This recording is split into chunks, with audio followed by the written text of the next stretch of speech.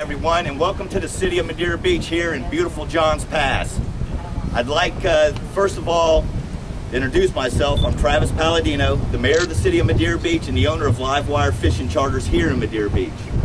As Americans, we are taught never to enter upon any important or great undertaking without first invoking the blessing of deity. I will therefore now ask you to please remove your hats and bow your heads to remember the men and women that have given us the right to be here today.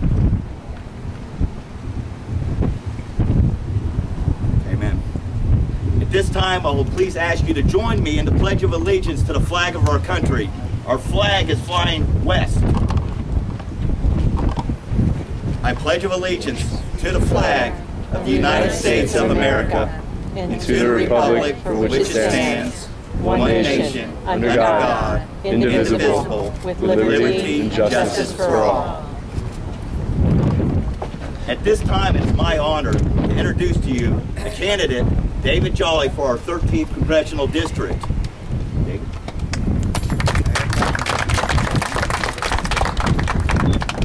Mayor, thank you. Thank you for everybody for being here today. Listen, this race has talked about a lot of issues. And for one moment, I'd like to talk about something other than Obamacare and our view of government. While Alex and I are vastly different on that issue, we're also vastly different in a couple other areas, and one has to do with local issues.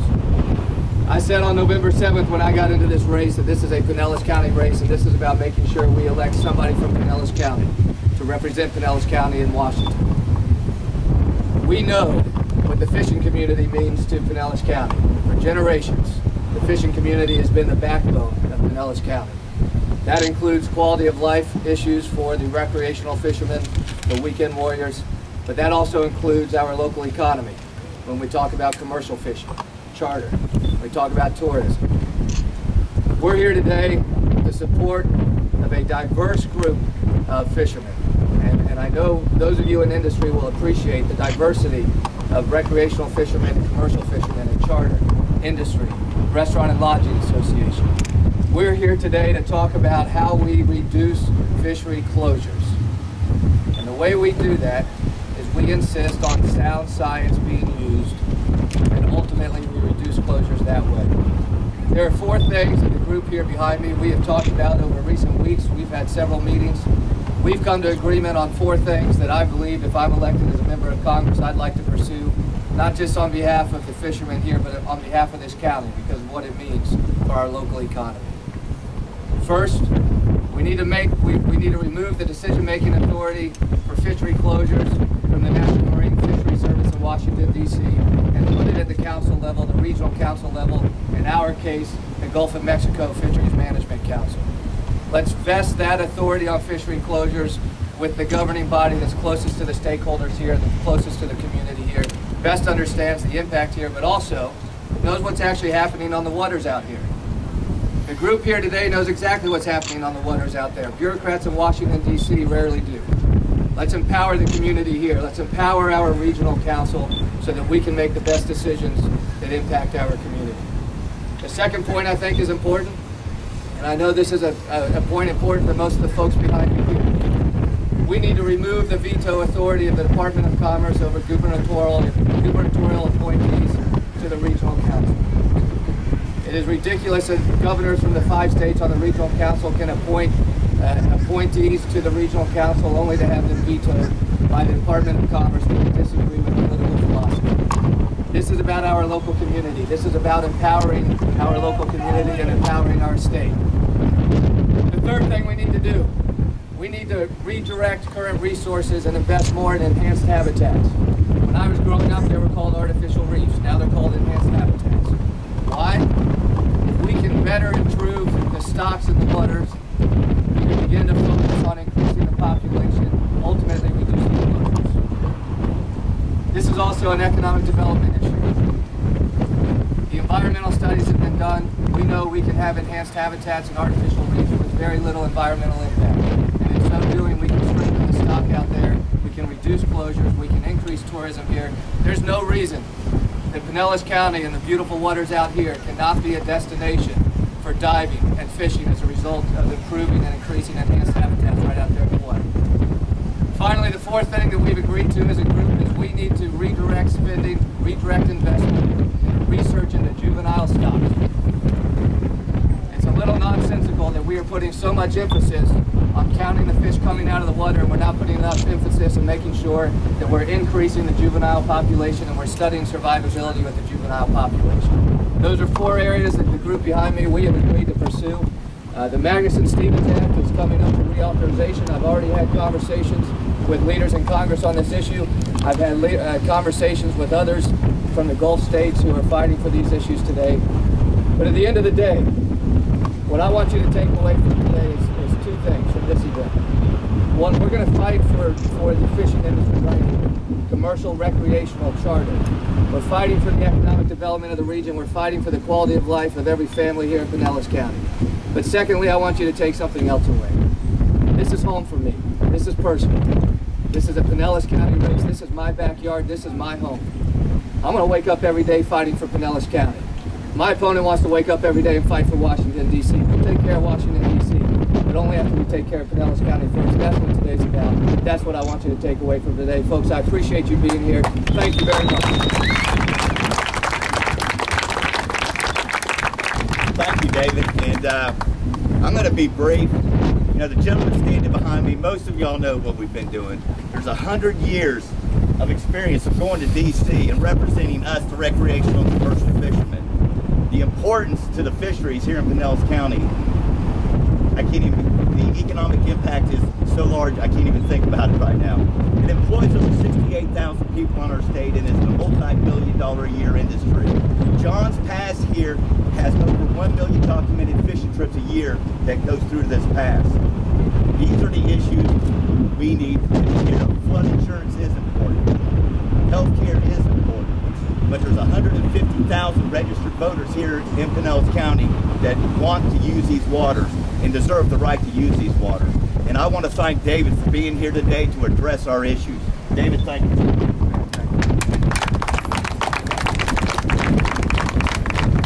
Hi, I'm Denny O'Hearn. I'm the president of the Fishing Rights Alliance.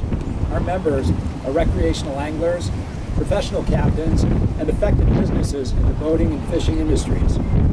Our mission is to protect our anglers' fishing rights and advocate for sound management and conservation of our marine resources, as well as to maximize our opportunity to fish. The opportunity to fish is the economic driver of Florida's $25 billion economic impact from recreational saltwater fishing.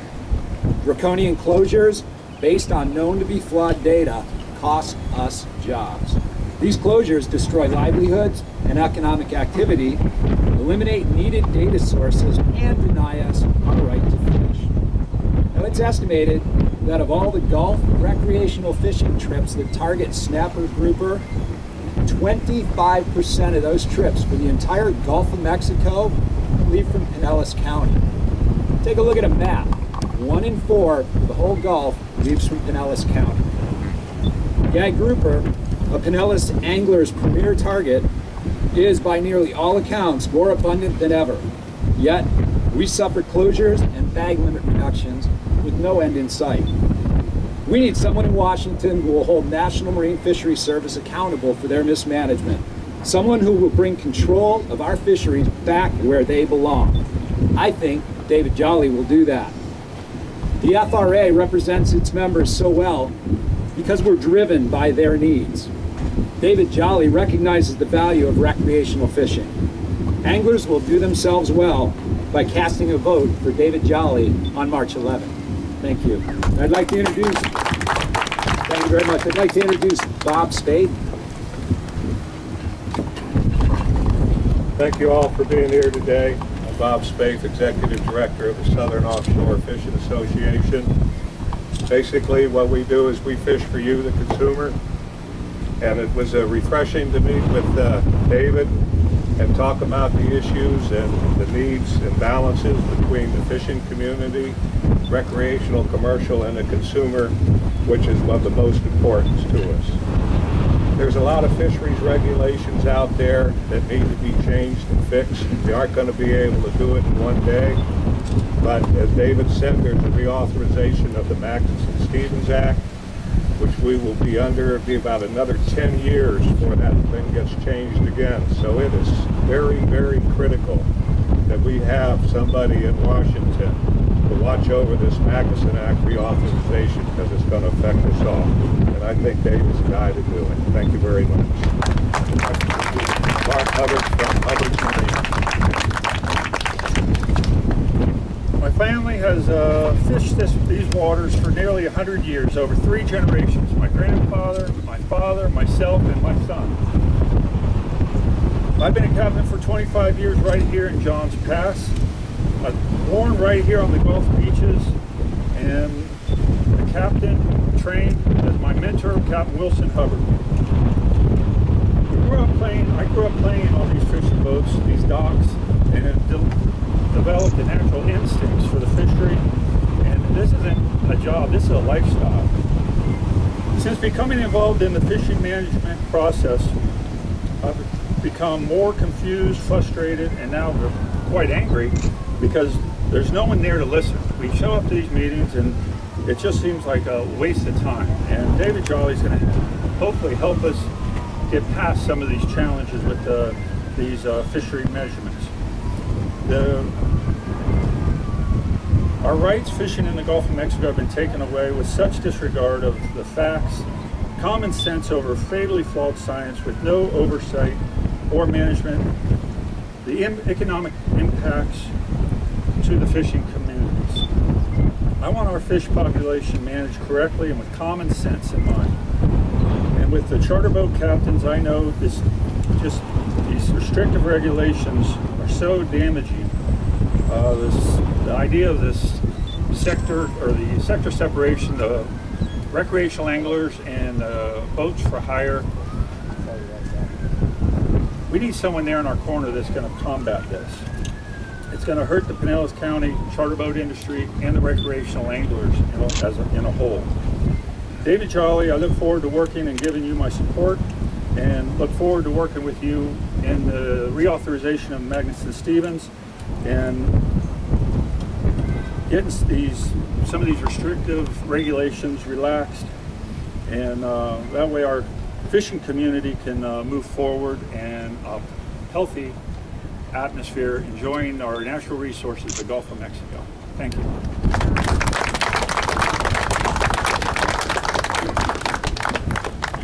Hey, thank you all for being here today.